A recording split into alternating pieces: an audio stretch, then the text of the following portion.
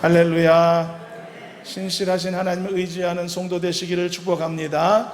그래서 그 신실함의 열매를, 결과를 거두는 행복한 여러분들의 삶이 되기를 주님의 이름으로 축복합니다.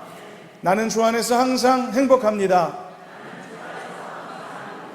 나는 주 안에서 반드시 승리합니다. 그렇게 될 줄 믿습니다. 사람이요, 행복하려면 여러 조건들이 있겠지만 무엇보다도 자기 인생에 또 그의 마음에 의심이나 또 후회함이 없는 상태가 필요할 것입니다. 그러니까 나의 현재의 삶이 바르고 옳다라고 하는 그런 확신이 있어야 되고, 내가 지금 걷고 있는 내 이 길이 절대 틀리지 않다라고 하는 그런 확고한 신념이 반드시 필요합니다. 이런 확고한 신념이 없으면 항상 흔들릴 수밖에 없거든요. 그러나 이런 신념이 있으면 의심하거나 후회할 일이 없어지게 됩니다. 그것이 그의 삶을 만족하게 하고 단단하게 만드는 굉장히 중요한 요인이 되는 것이죠. 그러나 현실은 어떻습니까? 그렇지 못할 경우가 참 많이 있습니다. 사람들이 살면서 얼마나 많은 후회와 의심 속에 살아가는지 말로 다 할 수 없죠. 내가 지금 잘하고 있는가 항상 궁금하고, 내가 지금 맞는 길을 가고 있는가 생각하기도 하고, 내가 한 선택이 과연 지혜로울까 항상 질문하면서 살아갈 수밖에 없는 그런 모호한 인생이 우리들 앞에 항상 놓여 있게 되는 것입니다. 또 의심뿐만 아니라 후회도 그렇습니다. 이미 다 지난 일인데도, 필요 없는 것인데도 우리 마음속에 항상 남아있는 것들이 있죠. 내가 이렇게 선택했으면 어땠었을까? 저렇게 선택했으면 어땠었을까? 이런 후회 같은 것들도 나의 마음을 행복하게 하지 못하는 큰 요인이 될 때가 많이 있습니다. 지금 여러분들에게 다른 차원의 다른 식의 질문을 비슷하게 던지신다면 어떤 대답을 하실지 궁금한데요. 무엇이 사람의 행복을 빼앗아가는 것일까요? 무엇이 사람을 행복하지 못하게 만드는 것일까요? 여러분들이 생각하는 답은 어떤 것입니까? 아마도 이런 질문에 대한 대부분의 피상적인 대답은 이런 종류일 것입니다. 질병이 나를 행복하지 못하게 합니다. 가난함이 나를 행복하지 못하게 합니다. 고난이, 다툼 같은 것들이 사람을 행복하지 못하게 합니다. 라는 식으로 아마 답을 많이 하실 겁니다. 당연히 맞는 이야기입니다. 이런 인생의 큰 일들이 갑자기 닥치면 즐거웠던 마음이 금세 고민에 빠지게 되고 걱정으로 주춤거리게 되는 것은 당연한 것이죠. 그렇지만 위와 같은 이런 고난의 요소들은 엄밀히 말하면 사람의 행복을 빼앗아가는 요소를 촉발시키는 요인이지 그 자체가 행복을 빼앗는 요소는 아닌 것입니다. 이 설명의 차이를 이해하셨으면 좋겠습니다. 왜냐하면 여러분, 고난 중에도 행복하고 감사하는 삶을 살아가는 사람이 분명히 우리 주변에 존재하기 때문이죠. 고난이 많은데, 어려움이 있는데도 감사하고 행복한 사람이 있단 말이죠. 그러므로 여러분, 거슬러 올라가 보면 그의 마음속에 있는 무수한 의심이, 그리고 후회가, 그리고 낙심하는 마음이 그의 행복을 빼앗아가는 훨씬 더 가까운 주범이다라는 사실을 우리는 깨닫게 되는 것입니다. 그리고 이 의심과 이 낙심을 만들어낼 수 있는 것들이 바로 우리 주변에서 삶에서 맞닥뜨리는 여러 종류의 고난이다라고 하는 것이죠. 그것만큼은 분명한 사실로 여겨질 수 있습니다. 그래서 의심과 낙심을 떨쳐내는 것이 그 무엇보다 중요하다, 이런 말씀인 것입니다. 심지어 그의 삶에 고난이 있는 삶이라고 할지라도 말입니다. 이것은 신앙의 영역에서도 그렇고 사회생활에서도 그렇고요, 인간관계에서도 동일한 말씀에 적용이 됩니다. 예를 들어서 여러분, 의심하는 마음이 내 안에 들어오면 그 자체가 괴롭고 행복하지 못하지 않겠습니까? 일종의 마음의 질병이 될 가능성도 커지게 되죠. 사람을 의심하거나 상황을 의심하면 그 마음의 괴로움이 항상 머물게 될 수밖에 없는 것 아닙니까? 그렇기 때문에 의심을 떨쳐내는 일은 내 정신 건강을 위해서도 중요하고 그의 삶을 안정되고 평안하게 만드는 필수적인 요인이기 때문에도 그것은 매우 중요한 부분이 아닐 수 없습니다. 그렇다면 어떤 요인이 그를 의심에 빠뜨리게 하는 것일까요? 오늘 본문을 통해서 우리는 두 가지 정도를 그 요인을 생각해 보려고 합니다. 한 가지씩 이제 살펴보시도록 하겠습니다. 먼저 첫 번째로 현실의 고난이 그를 쉽게 의심에 빠뜨리게 합니다. 이거는 우리가 짚고 넘어가지 않을 수 없는 엄연한 현실이기 때문에 함께 말씀을 잠시 보겠습니다. 어떤 사람이요, 포부를 크게 품고 창업을 했습니다. 은행에서 대출도 받고 자기가 가진 것 많은 거 투자해서 어렵게 창업을 했습니다. 근데 1년이 지나고 2년이 지나도 결과물이 나타나지는 않습니다. 처음에는 반드시 성공할 줄 알았죠. 크게 히트쳐서 많이 돈도 벌 줄 알았는데 그렇게 기다리는 시간이 길어지다 보니 결국 지치게 되고 맙니다. 그리고 그렇게 확신에 차 있던 사람이, 성공을 장담하던 사람이 의심에 휩싸이게 되죠. 과연 이 사업이 성공할 수 있는가? 이 일이 정말 내 적성에 맞는가? 계속 가다 보면 반전의 이 기회가 있을까? 차라리 여기서 멈추는 게 덜 손해보는 건 아닐까? 온갖 잡념과 의심들이 쏟아지게 되는 것입니다. 이런 의심에 빠진 이유가 뭘까요? 현실의 고난 때문입니다. 내 일이 잘 안 되고 있는 내 문제 때문인 것이죠. 이런 고난만 아니었다면 아마 훨씬 더 행복한 사람이 될 수 있었을 것입니다. 그가 만일 예수 믿는 사람이었다면 훨씬 더 멋진 믿음의 사람의 모습을 갖출 수 있었겠죠. 다른 사람들에게 멋지게 보여질 수 있는 만큼 정말 믿음 좋고 신실한 사람이다 라고 칭송을 받을 만큼 말입니다. 지난번 기생충 영화에 이런 대사가 있었죠. 주인공 딸이 이 집 사람들은 부자인데 착해. 엄마가 말하기를 그건 아니야. 부자인데 착한 게 아니라 부자이니까 착한 거야. 나는 더 착해질 수 있어. 내가 부자가 되면. 이런 대화가 있었는데요. 여러분, 그것이 현실에서 사람들이 주로 생각하는 방식인 것입니다. 현실의 고난이 별로 없어서 의심에 휩싸일 일이 없다. 그럼 당연히 심리적 안정감을 얻게 될 것이고 누구나 착해질 수 있겠다. 누구나 너그러운 사람이 될 수 있다는 것이 세상 사람들의 생각입니다. 그러면 내 눈앞에 고난이 있거나 가난이 있거나 어려움이 있으면 나는 착해질 수 없는 것이죠. 나는 너그러워질 수 없는 것이죠. 나는 여유로운 사람이 될 수 없는 것이죠. 이게 세상 사람들의 생각의 방식인 것입니다. 그렇다면 뭐가 문제일까요? 무엇이 우리의 행복을 빼앗는 것일까? 진짜 고난이 그 주범일까요? 그래서 그 고난만 내 삶에서 벗겨내기만 하면 내 안에 의심이 진짜 정말 사라질 수 있을까요? 무엇이 문제인가? 그리고 무엇이 해결책인가? 이것이 오늘 말씀을 통해 함께 나누려고 하는 말씀의 도전입니다. 이제 오늘 말씀의 주인공 세례 요한을 잠시 만나보겠습니다. 오늘 본문에 나오는 세례 요한은요, 어찌 보면 쉽게 이해할 수 없는 행동을 한 사람이다 라고 여겨집니다. 더구나 그가 평범한 사람이 아니기 때문에 그렇습니다. 우리 같은 일개 그냥 성도 한 사람이었다면 낙심도 하게 되고 때로는 기분 좋아서 막 기뻐 뛰기도 하고 그런 일이 가능하겠지만 그는 세례 요한이었기 때문입니다. 그는요, 여자가 낳은 자 중에서 최고의 인물이라는 평가를 받을 만한 인물이었습니다. 그는 특별한 선지자였고요, 특별한 하나님의 사람이었다는 점에서 그가 의심했다는 것이 굉장히 놀랄 만한 일이었던 것입니다.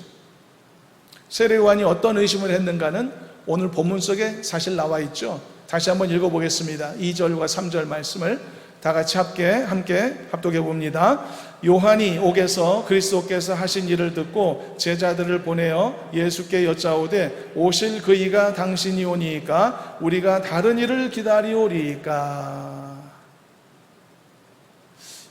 우리가 이렇게 세례 요한을 지금 이렇게 좀 방패가 돼줄 수가 없을 것 같습니다. 이런 발언을 했다는 사실에 대하여. 사실 여러분, 세례 요한은요, 어떤 유대인들보다도 더 먼저 예수님이 누구신지를 알았던 인물이었습니다. 예수가 그리스도라는 사실을 알았습니다. 그리고 그를 위해 내 자신이 존재했고 자신의 사역이 먼저 앞서 시작되었다는 것을 알고 있었던 인물이었습니다. 그러므로 그는 그 시대 어떤 사람들보다도 깨어 있었고 앞서 있었던 선지자였으며 선각자인 그런 인물이었던 것이죠. 그런데 그만 세례 요한이 자신의 사역을 감당하던 중에 감옥에 갇혔던 것입니다. 갇힐만 해서 갇힌 게 아니라 권력을 가진 자의 미움을 받게 되어서 부당하게 감옥에 갇히게 되었었죠. 그런데 그가 감옥이라는 그 고난의 시간을 보내며 그가 스스로 증거해 왔었던 예수 그리스도에 대해 그가 진정한 메시아인가에 대한 심각한 의심에 직면하게 되었던 것입니다. 오실 그분이 당신이 맞습니까? 우리가 다른 분을 기다려야 될까요? 도저히 요즘 표현으로 쉴드를 쳐줄 수가 없는 발언입니다. 이건 빼도 박도 못합니다. 의심하는 그 장면이 고스란히 지금 성경에 기록되어 있지 않습니까? 그렇다면 무엇이 그를 이렇게 충격적인 의심에 빠지게 했던 것일까? 바로 우리가 무시할 수 없는 요인이 있다고 했죠. 그것은 그가 개인적으로 당하게 되었던 고난 때문이었다는 것입니다. 세례 요한은 당시 감옥에 갇혀 있었습니다. 그리고 나중에 되어진 일이지만요, 세례 요한은 그렇게 감옥에 갇힌 다음에 다시 감옥에서 나오지 못했습니다. 한 1년쯤 지난 후에 감옥에서 비참하게 살해당하게 되기 때문이죠. 정말 큰 고난이었던 것은 분명한 사실입니다. 여러분, 오늘날의 감옥 생활은 좀 의미가 다를지도 모릅니다. 어떤 사람에게는 재워주고 먹여주는 곳으로 그렇게 이해되어서 제발 들어가고 싶은 곳이라는 인식을 하는 사람들도 있다고 하던데요. 그러나 대부분의 사람들에게 감옥은 정말 죽기보다 싫은 곳일 것입니다. 자유를 박탈당하는 것은요, 박탈당해본 사람만이 아는 감정 같은 것이 있을 것입니다. 당해보지 않은 사람은 모를 겁니다. 아마 군대 생활 해보신 분들은 약간이나 아마 그런 자유박탈에 대한 맛보기를 하신 정도라고 할 수 있겠는데요, 모든 면에 제약이 있지 않습니까? 때로는 뭐 편하기도 하지만 어떤 상황에서는 정말 견디기 힘든 그런 이 압박 같은 것들이 경험되기도 하지 않습니까? 쉬운 일이 아니거든요. 그런 무시 못할 고난 속에 처하게 됐을 때 그 강력한 선지자였던 세례 요한도 예수님이 진정으로 오실 메시아인지를 근원적으로 의심하게 되는 이런 상황까지 이르게 되었던 것입니다. 그렇다면 이럴 수밖에 없는 것일까? 부자인데 착한 게 아니라 부자라서 착했다는 어떤 사람들의 말처럼 내 삶에 고난이 없으면 의심할 일이 없고, 고난이 있으면 당연히 강팍해지고 어려워지고 그렇게 될 수밖에 없는 것 아니겠는가? 그래서 여러분, 만일 고난이 닥치게 되면 어느 누구라도 말이죠, 어떤 대단한 인간이라도 말이죠, 가졌던 행복한 감정 고스란히 다 까먹는 건 당연한 일일까?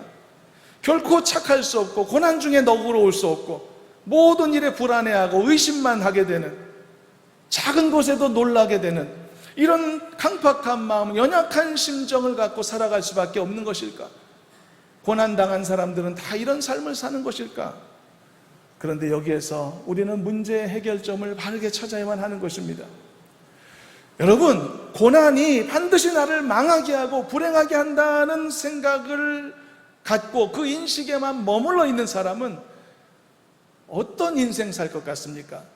내가 불행해지지 않기 위해 내 삶에 고난을 만들 수 있는 모든 요인들을 없애려는 목적을 갖고 삶을 살게 되어 있습니다. 여기에 집중하며 살 수밖에 없을 것입니다. 그게 그의 인생의 선택입니다. 왜? 가장 앞선 삶의 목표일 수밖에 없습니다. 실패하지 않기 위해 사는 거거든요. 가난해지지 않기 위해 살아가는 것이거든요. 병들지 않기 위해서 사는 것이고, 낙오자가 되지 않기 위해서 전전긍긍하며 사는 것이고, 무시당하지 않기 위해서 애쓰며 살아가는 것입니다. 그렇게 살 수밖에 없습니다. 많은 사람들이 그렇게 살아가듯이 말이죠. 이렇게 나에게 고난으로 다가올 수 있는 모든 요소들을 제거하는 것, 할 수 있으면 더 멀리 쫓아내는 것, 그것을 인생의 목표로 살아갈 수밖에 없는 것입니다. 어쩔 수 없는 선택이죠. 그래서 사람들이 지금보다 더 많이 갖고 싶어 하는 것입니다. 더 안전할 것이니까요. 지금보다 더 높은 곳에 올라가고 싶어 하는 것입니다. 그게 더 안전할 것이니까요. 그래야 불행의 가능성으로부터 멀리 떨어질 수 있다는 생각이 있는 것입니다. 그러니까 그런 생각으로 살아가는 사람에게는 만족이 있을 수가 없죠. 더 가져야 된다는 생각을 하고 더 높이 올라가야 된다는 생각이 그를 사로잡게 되는 것입니다. 이런 선택밖에 안 됩니다. 그래서 여러분, 어떤 사람이 말했듯 나는 아직 배고프다, 히딩크가 말했듯, 이런 말들이 여러 사람들에게 감동을 주는 명언으로 다가오는 이유도 그런 것에 있는 것입니다. 아니, 왜 이런 말에 사람들이 감동할까요? 어쩌면 이런 말은 그 속에 있는 탐욕을 드러내는 어떤 그런 탐욕에 관한 말일 수도 있는데 말이죠. 그 이유는 많은 사람들이 이런 식의 삶을 살고 있기 때문입니다. 그래서 이런 식의 삶에 대해 공감이 굉장히 가 있기 때문인 것이죠. 그래서 다 가진 것 같은데도 나는 아직 배고프다라고 말하는 사람의 심정을 아는 것입니다. 자기도 그런 심정을 갖고 있으니까. 많이 갖고 있는데 그래도 불안하고, 더 가지는데도 그래도 이 염려스럽고, 그래서 이것이 그들의 로망이 되는 것입니다. 그런 삶을 지향하게 되는 것이죠. 그러나 여러분, 고난이 나를 불행하게 하는 것이 아니라 의심이 나를 불행하게 만드는 근원적인 요인이다라는 사실을 깨달은 사람은 전혀 다른 지점으로부터 문제 해결을 시작하는 것입니다. 혹시 나에게 원치 않은 어떤 고난이, 현실의 어려움이 주어졌다라고 할지라도 거기에서 무너지지 않는 것입니다. 거기에서 포기하지 않는 것입니다. 왜냐하면 그게 실패가 아니라는 것을 알기 때문이죠. 왜냐하면 고난이 나의 행복을 빼앗는 주범이 아니라 의심이 나를 무너지게 하는 것이고 나를 이 망하게 하는 주범이라는 것을 확실하게 알고 있기 때문인 것입니다. 그래서 이것은 문제의식의 시작이 다르다, 그렇게 말씀하고 있는 것입니다. 그래서 혹시 누구에겐가 고난이 주어졌다 할지라도 의심하지 않기로 마음을 다잡게 되고 믿음으로 결심하고 선언할 수 있게 되는 것입니다. 그러면 삶이 달라지게 되는 것이죠. 그래서 주어진 고난을 믿음으로 이겨내는 승리의 역사가 그래서 가능해지게 되는 것입니다. 그런 기적의 역사가 현실로 나타나게도 되는 것입니다. 그래서 여러분, 믿음이 있는 자와 믿음이 없는 자에게 있어서는 그것을 실패로 인정하는 지점이 완전히 다른 것입니다. 믿음이 없는 자들은 고난이 주어진 시점이 곧 실패의 시점인 것입니다. 그냥 동시다발로 일어나는 것입니다. 고난을 당했다? 그건 실패한 인생인 것이죠. 그러나 믿음이 있는 자들은 전혀 다른 생각을 갖습니다. 고난이 주어진 시점을 절대 실패의 시점으로 그렇게 동시에 인식하지 않는 것입니다. 왜냐하면 고난이 반드시 나를 망하게 하는 것이 아님을 알기 때문이죠. 그래서 믿는 자들은 고난이 주어졌어도 이것을 말씀으로 이겨낼 기회를 가질 수 있는 사람인 것입니다. 그래서 그 기회를 가졌기 때문에 얼마든지 그에게 있어서는 고난이 바뀌어서 나에게 위로가 되기도 하고, 때로는 연단이 되기도 하고, 또는 변장한 축복으로 나에게 다가올 수 있는 기회의 시간들을 확보할 수 있게 되는 것입니다. 여러분, 어떤 선택하고 싶으십니까? 고난이 닥쳐왔을 때 실패라고 도장 찍고 내 인생 끝내기를 원하십니까? 아니면 고난이 나를 망하게 하는 것이 아니고 낙심과 의심이 나를 망하게 하는 것이라고 분명하게 인식하고서 고난의 시점에서도 믿음으로 깨어있어 하나님께서 새롭게 주시는 회복의 기회를 잡는 여러분들의 삶이 되기를 원하십니까? 뭘 원하시겠습니까? 오늘 말씀의 도전은 바로 이와 관련된 것입니다. 이것이 믿는 자와 믿지 않는 자의 차이점인 것입니다. 자신의 인생의 실패를 규정하는 지점이 다른 것이죠.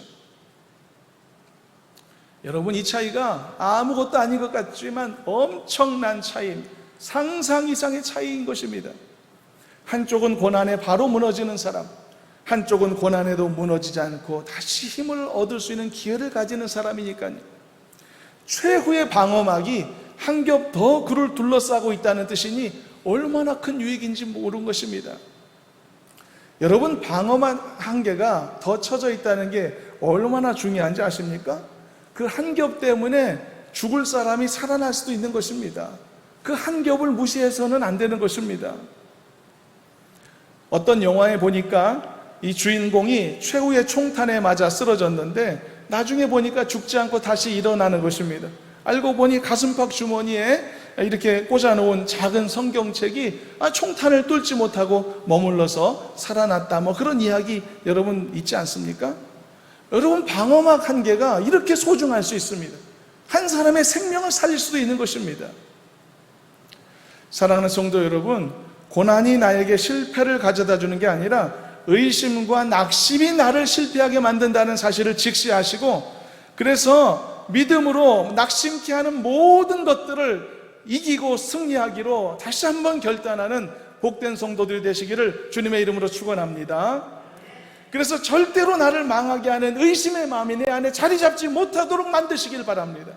정신 바짝 차리고, 그리고 은혜의 말씀을 붙잡고 믿음 위에 굳게 세워져가는 우리 모두가 되어야 할 줄로 믿습니다. 그리고 이것이 가능하기 위해서는 내가 만난 고난을 잘 해석하는 지혜가 필요합니다. 고난을 단지 불행으로 해석하고 저주로만 인식하면 그는 헤어나올 수 없습니다. 그러나 고난을 불행이나 저주로 해석하려 하지 말고 그것을 통해 더 놀라운 것을 주시고자 하는 하나님의 연단으로, 또는 나를 위한 훈련으로, 또는 축복의 통로로 깨닫는 믿음 위에 서게 된다면 얼마든지 나는 그 고난을 의심으로 받지 않고 소망으로도 받을 수 있게 되는 것입니다. 그러므로 고난을 잘 해석함이 중요합니다. 그것을 연단으로 해석하든, 때로는 내 잘못 때문에 내 허물로 인한 하나님의 징계의 의미가 있든 간에 상관이 없습니다. 나에게 주어진 고난을 잘 해석하는 것이 중요합니다. 단 절대로 고난을 실패로 해석해서는 안 됩니다. 주의하시길 바랍니다. 그것은 하나님의 자녀된 나에게 있어서 절대 정답이 될 수가 없기 때문인 것이죠. 그러므로 여러분들의 고난이 있다면 믿음으로 잘 해석하셔서 나를 넘어지게 하는 모든 의심에서 싹 헤어나와서 고난을 이기고 승리할 수 있는 성도들이 되시기를 다시 한번 주님의 이름으로 축원합니다. 그리고 두 번째, 무엇이 사람으로 하여금 의심에 휩싸이게 하는가? 그것은요, 그가 집중하고 품고 있는 것에 대해 잘못된 기대를 가지고 있는 경우가 그렇습니다. 잘못된 기대감이 의심과 낙심을 만들어냅니다. 잘못된 기대는요, 잘못된 이해와 연결되어 있는 것이기 때문에 비슷한 표현으로 우리가 받을 수 있겠습니다. 남녀가 만나서 부부 생활을 하는데 한쪽은 나름대로 행복하고 만족한데 다른 한쪽은 부부 생활에 만족함이 없는 거예요. 상담도 받아보고 어디 물어보고 그래도 특별히 기능적으로 부부관계 하자가 아무것도 없단 말이죠. 그런데도 불구하고 유독 한쪽이 부부 생활에 심한 불만족을 갖고 있다면 그 원인이 다양할 수 있겠지만 이 원인일 가능성이 큽니다. 그것은 한쪽이 부부 생활에 대한 잘못된 기대감을 갖고 있다는 것이죠.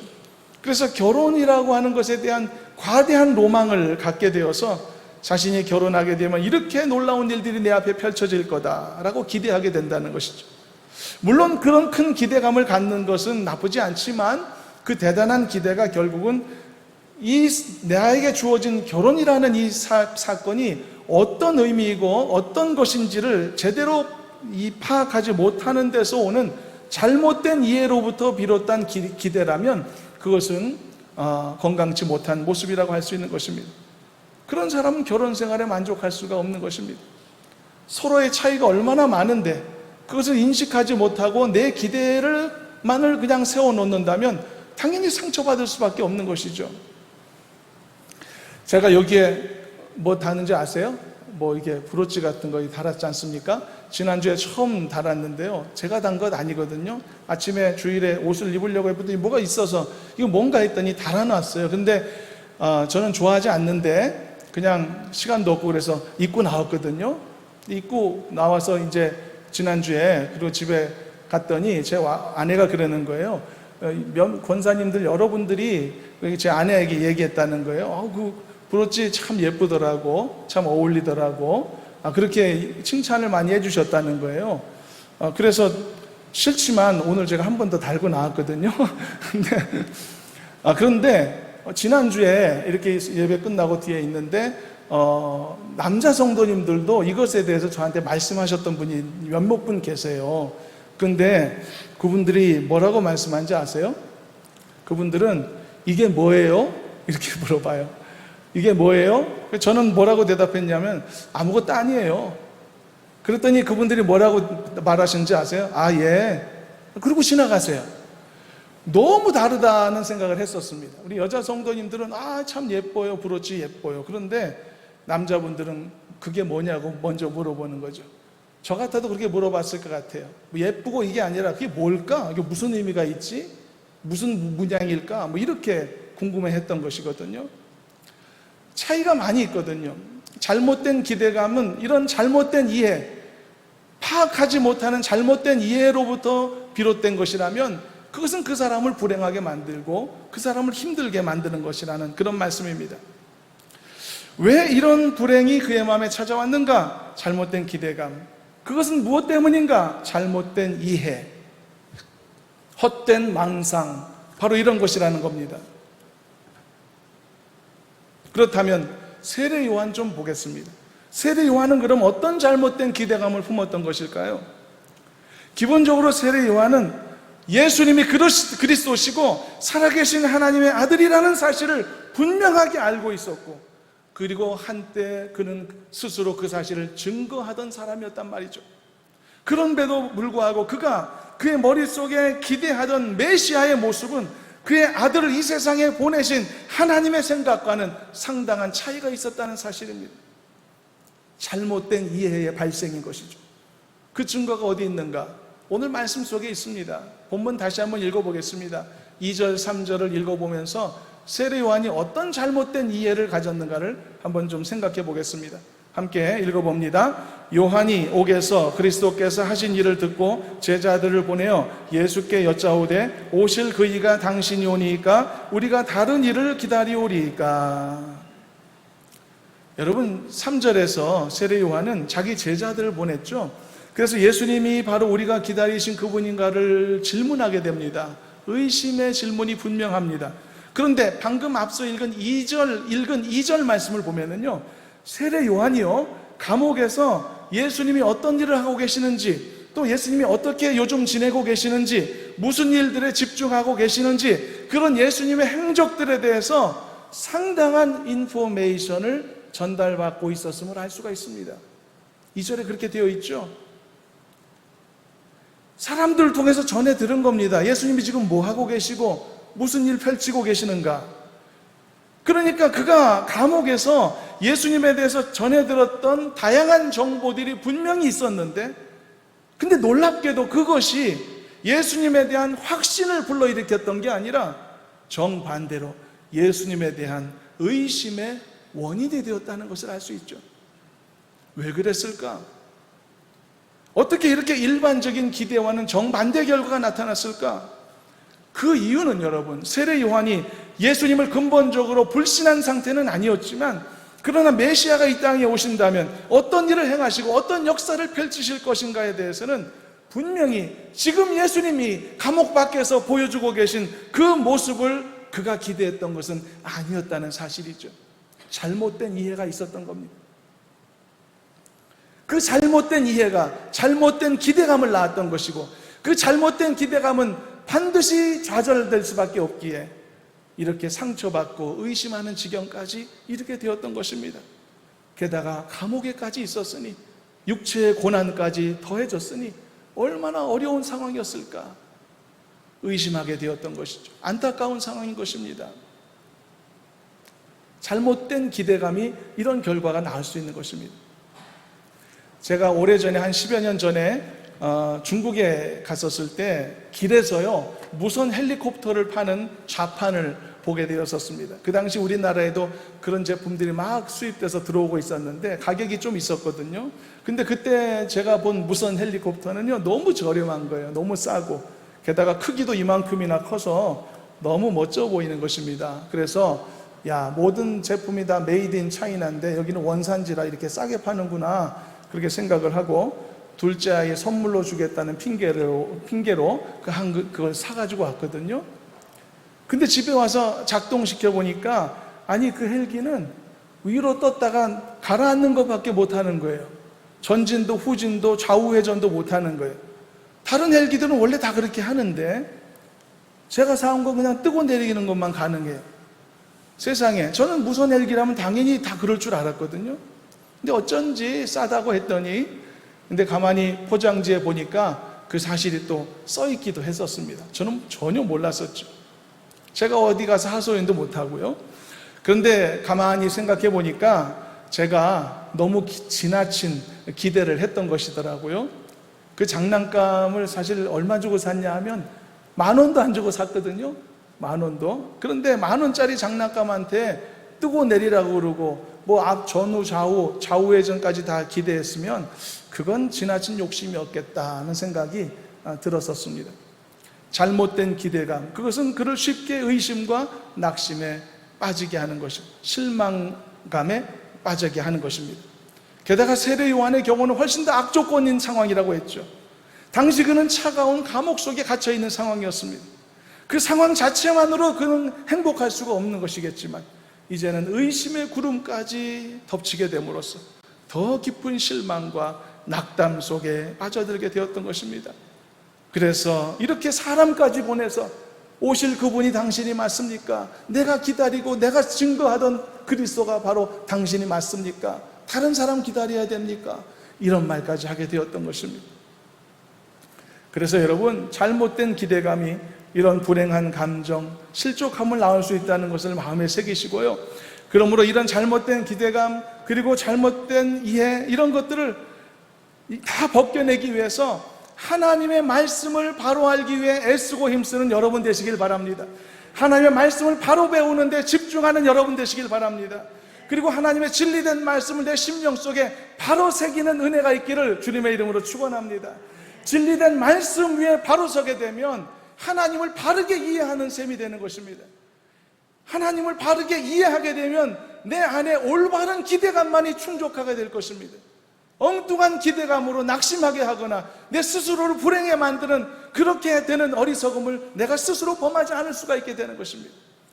진리된 말씀 위에 굳건히 서시길 바랍니다.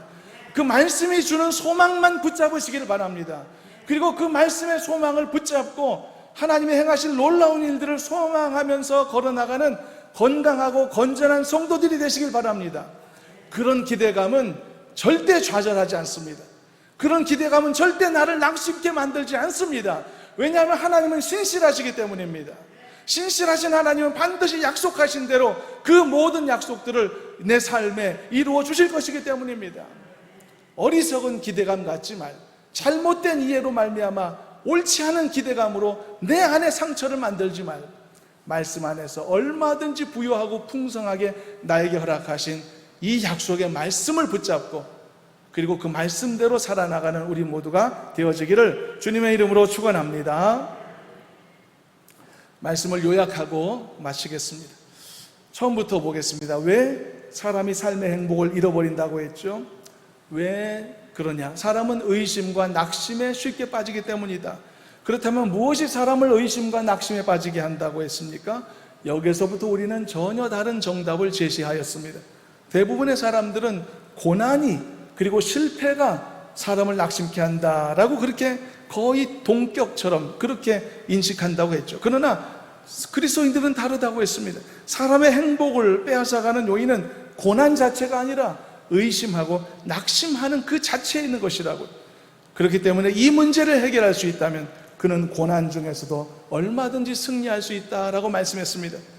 그렇다면 어떻게 하면 고난 중에서도 의심하고 낙심하지 않으므로 삶의 행복을 가져갈 수 있을까? 여기서 우리는 의심케 하고 낙심케 만드는 두 가지 요인을 살폈죠. 그 첫째가 현실의 고난에 대한 잘못된 이해, 그리고 둘째가 주어진 현실을 잘못 파악함으로써 잘못된 기대를 갖는 것, 그리고 고난 자체에 매몰되는 것, 바로 이러한 요인들을 우리가 살펴보게 되었던 것입니다. 그러므로 이 모든 잘못된 이해와 고난에 대한 우리의 너무나 섣부른 판단, 이런 것들을 제거할 수 있다면 얼마든지 우리는 의심의 구름을 거쳐내고 내 인생에 고난이 있더라도 그 고난의 의미를 잘 지혜롭게 해석하여서 고난 때문에 망하는 인생이 아니라 고난으로부터 나에게 주어지는 모든 종류의 가능한 하나님의 은혜들을 하나도 놓치지 않는 지혜로운 성도로 살게 될 줄로 믿습니다.